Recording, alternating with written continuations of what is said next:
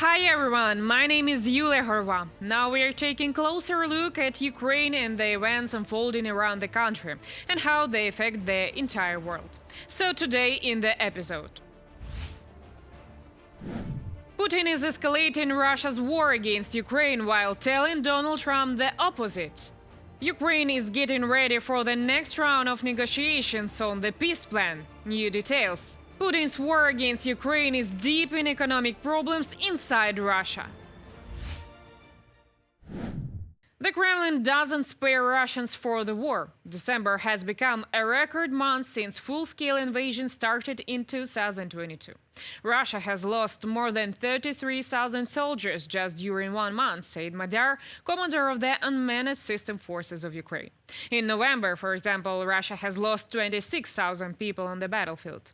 According to Madyar, fighting on the front now in January is not as intense as usual. The Russians are accumulating strength for further attacks. So Putin has no intention to stop the war. Despite Zelensky and Trump's talk of an ongoing peace process, Putin seems only too happy to continue waging war in Ukraine, independent writes. Russia wants to eliminate Ukraine as a free and independent state. Meanwhile, Ukraine wants to survive.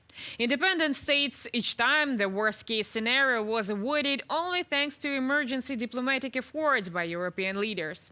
The fighting in Ukraine continues not because of the absence of losses or pressure, but because of the reluctance of key players, both supporters of Ukraine and allies of Russia, to decisively change the balance of power. China, Iran and North Korea deliberately support Moscow to the extent that the war exhausts the West but doesn't escalate into a global conflict. The repeated promises that peace is near are based on little more than blind optimism and a desperate need to pander to Donald Trump's fantasies. Russia will continue to try to secure through diplomatic means what it has failed to conquer in 11 years of war, and its key tool for doing so will continue to be Donald Trump. 3 times during 2025, Trump blindsided Europe's leaders by attempting to coerce Ukraine into accepting Russia's demands under the guise of a ceasefire agreement, independent editorial. Trump says he doesn't believe Ukraine struck Putin residents in Novgorod region in the end of December.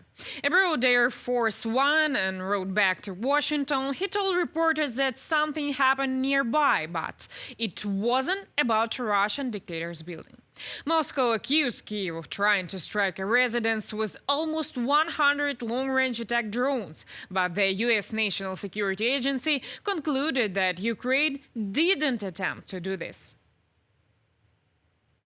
I don't believe that strike happened. There is something that happened fairly nearby, but had nothing to do with this. Why did you believe Putin in that moment and then go say that about Ukraine? Because nobody knew at that moment. I mean, that was the first I heard about it. So why not? He said that his house was attacked. We don't believe that happened, now that we've been able to check.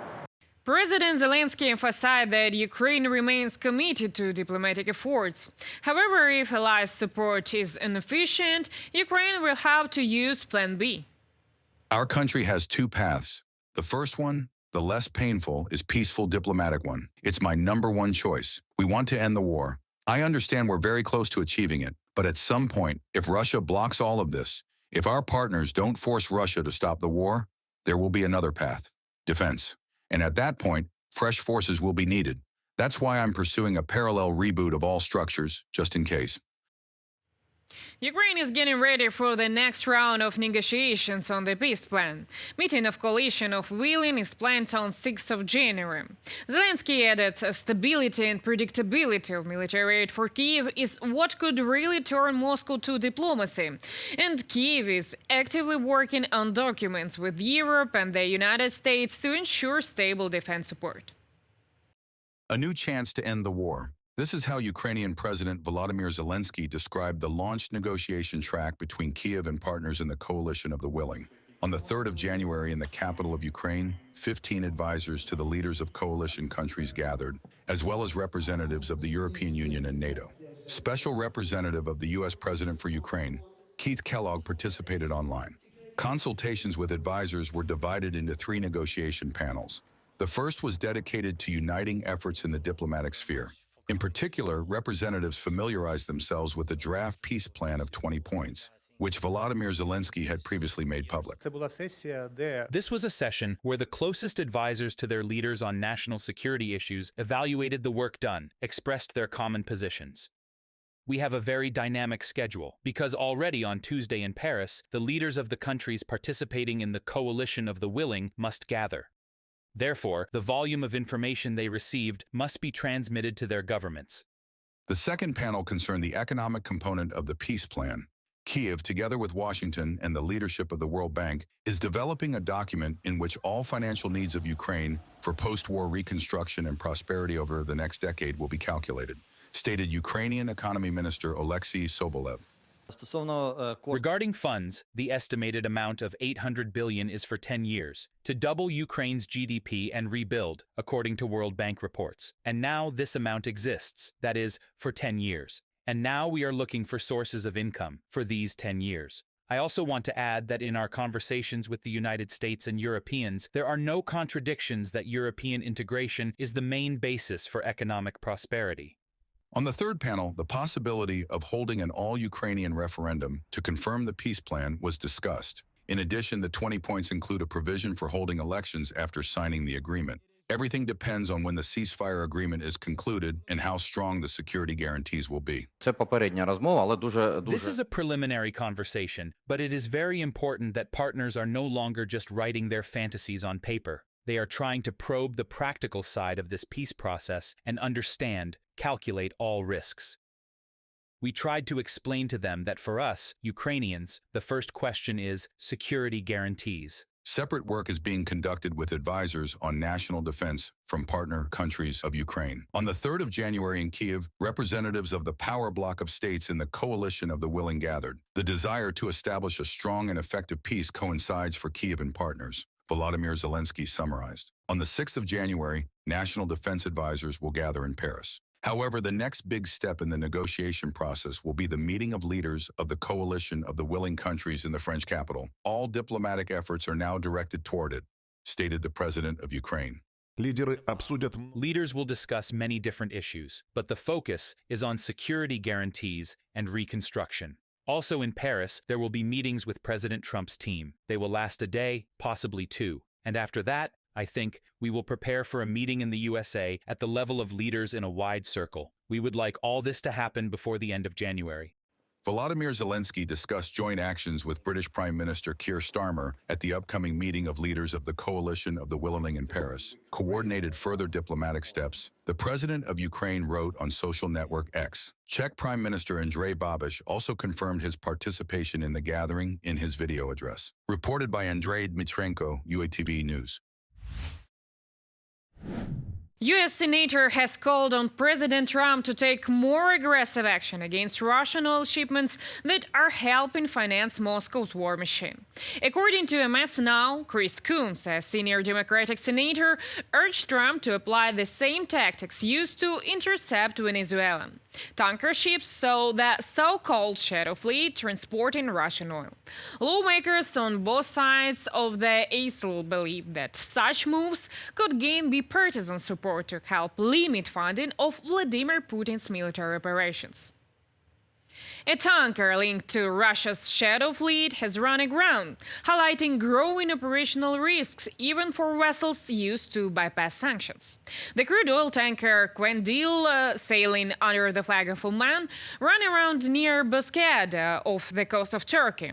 A similar incident previously involved another Russian shadow fleet tanker, Kyiros, which ran aground near Bulgaria after being damaged by unmanned drones in the Black Sea. Russia's shadow fleet is facing growing problems at sea because it is trying to evade sanctions, not to ensure safety. The tankers are often old, poorly maintained, they take risky routes and delay repairs, sometimes drifting at sea without a clear destination. Russia's opposition is beginning to openly campaign against the Kremlin, using growing public anger over economic hardship. This is reported by The Times. As Russia's economy slides toward recession, value-added tax has been raised by 2 percentage points. Utility bills have risen by about 12% over the past year, and civilian sectors remain in crisis. Both left-wing and nationalist opposition groups are now tapping into complaints from ordinary Russians about falling living standards, turning economic frustration into a political challenge for the ruling party. By the way, the opposition debate in Russia begins with wages, which is extremely low. From January 1st, Russia's federal minimum wage is about 27,000 rubles a month, roughly $325 for a full-time job, or about 40 hours a week. For comparison, in the United States, the federal minimum wage is about $1,260 a month. Moreover, about 1.8 million working Russians earn wages below the federal minimum wage. This is official data from Russia's statistics agency, available as of 2025. Russia's war against Ukraine ruins country economy and basic infrastructure. In Russia's Zabaikalsky Krai, around 3,000 residents have been without heating for nearly a week after a major break in a heating pipeline.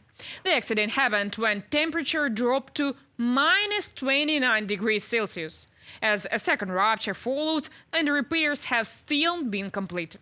Local media report that dozens of apartment buildings, as well as school and kindergartens, were left without heat.